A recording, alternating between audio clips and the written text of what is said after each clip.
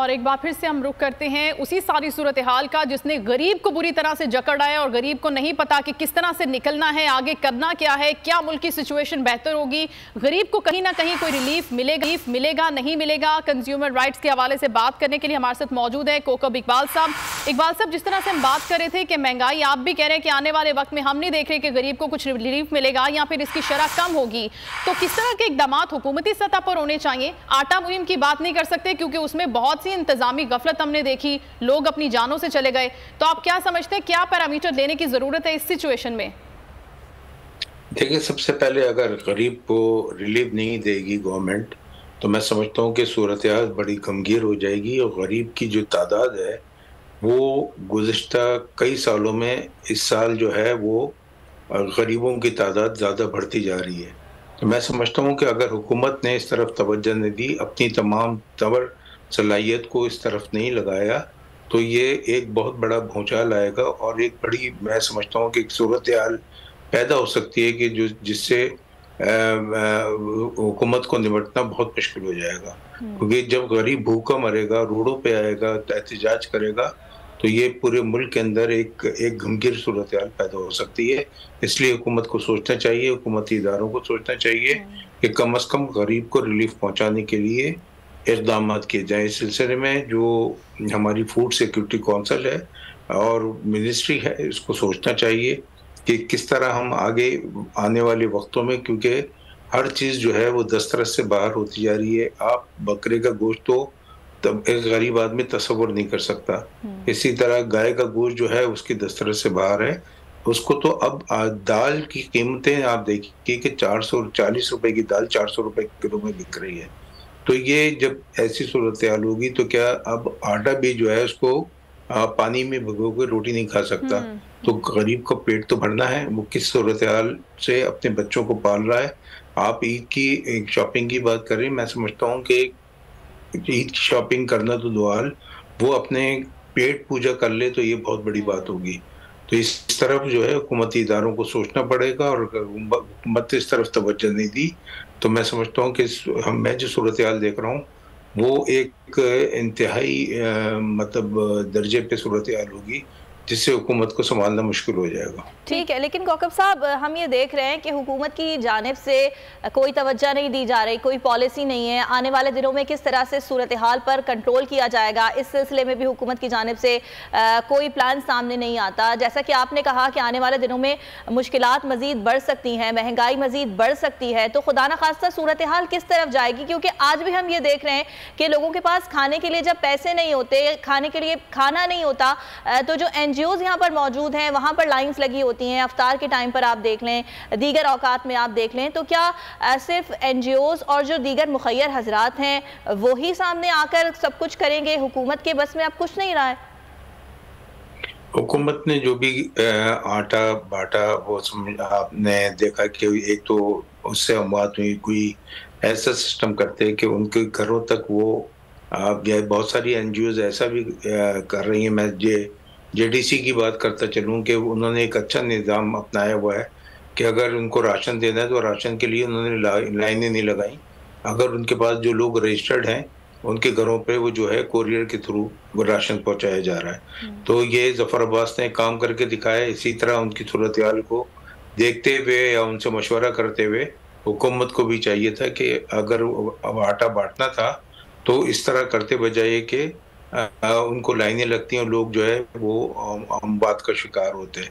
तो मैं समझता हूँ कि ये इसको अगर नहीं इन्होंने किया तो ये करीब देखिए पेट नहीं भरेगा तो जो क्राइम है वो भी क्राइम की शरह बढ़ रही है। गरीब ने तो अपने घर का पूरा करना है और वो पेट पूजा के लिए मैं एक कपड़ा जो है 1 साल नहीं 5 साल भी चल सकता है, मगर पेट के लिए तो वो उसको जिस वक्त भूख लगती है वो सब कुछ करने के लिए तैयार हो सकता है। तो इसलिए क्राइम को रोकने के लिए, जराइम को रोकने के लिए, ये सूरत हाल को कंट्रोल करने के लिए हुकूमत को एक ऐसी पॉलिसी, हमने देखा कि साहब वो जो पेट्रोल है वो सस्ती मोटरसाइकिल वालों को दिया जाएगा, सिर्फ बातें बना के हुकूमत निकल गई। उसके बाद जो है उन्होंने कहा कि जनाब ये जो है आटा हम गरीबों को देंगे, वो आपने हशर नशर देखा और फिर लोगों ने कहा कि वो आटा भी ऐसा था कि मैं समझता हूँ कि वो आटा बांटा ही नहीं जाता तो अच्छा था। अब इस तरह का गैर मेयारी आटा भी बांटा गया और उसको जो है वो दिखाया गया कि अरबों रुपए का आटा जो है वो अब ऐसी सारी सिचुएशन में जब आपके सामने सारी सूरत हाल, तो लगता ये है कि हुकूमत कहीं पर भी सीरियस नहीं है कि वो गरीब को कहीं ना कहीं कोई रिलीफ फराहम कर दे। ऐसे में हम उन लोगों की बात भी कर लेते हैं जो नाजायज मुनाफाखोरी करते हैं। रेट कुछ और होता है एक्चुअल चीज़ का, लेकिन बेचते हैं उसे दुगने दामों पर और उसको कहीं पर भी वो जस्टिफाई नहीं कर पाते। तो ऐसी सिचुएशन में आपको नहीं लगता कि हुकूमत को एटलीस्ट कुछ ऐसे इदारे होने चाहिए, प्राइस चेकिंग कमेटियां होनी चाहिए जो सिर्फ इतना चेक कर लें कि उन कीमतों पे चीज़ें मिले जो उनकी असल कीमत है? देखिए, अभी इस दफ़ा जो है गवर्नमेंट ऑफ सिंध ने रमज़ान ऑर्डिनेंस निकाला जिसमें निचले दर्जे के जो एक इंस्पेक्टर था उस तक को उन्होंने पावर दी। मगर मैं समझता हूँ कि ये क्योंकि सिस्टम बड़ा ख़राब है, इस सिस्टम को जो है हुकूमती इदारे नहीं चला सकते। इस सिस्टम को सिर्फ जो है जैसे हमने पहले भी कहा था कि हमें पावर दें और ये देखें एक साल पावर दे के देख लें कि हम क्या कर सकते हैं। तो मैं समझता हूँ कि क्योंकि करने का अज़म होता है और एक नेक नियति से जो काम किया जाए वो बेहतर होता है। वज़ीर आला साहब ने निचली सतह पे तो इख्तियार दे दिए, एक इंस्पेक्टर को भी मजिस्ट्रेट के इख्तियार दे दिए और उन्होंने हमारे कहने पे जो है वो ये तक किया कि दुकानें सील भी कर दी जाए। दुकानदार को जो है वो ये तक बताया गया कि भाई आपका जो सामान है वो हुकूमत के रेटों पे बेच दिया जाएगा। मगर हुकूमती जो लोग अरकान थे उन्होंने कोई अमल दरामद नहीं कराया और वही सूरत हाल रही जो पिछले सालों में रही। तो इस तरह मैं समझता हूँ कि कोई काम नहीं हो सकता जब तक कि आप कंज्यूमर एसोसिएशन को अपने साथ नहीं मिलाते और कंज्यूमर एसोसिएशन से मशवरा करके कोई बेहतर तरीके उसको काम करने का हल नहीं निकालते।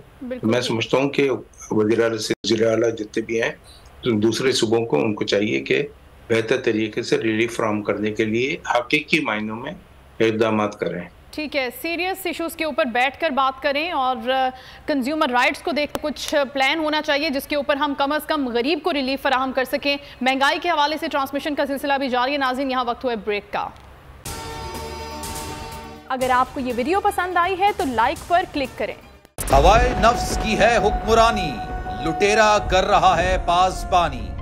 बोल न्यूज के मार्केटिंग हेड आकाश राम ताहा लापता, तफ्तीशी इदारे जवाब देने से कासिर। अहले खाना परेशान, बेटे की जुदाई में माँ गम से निढाल।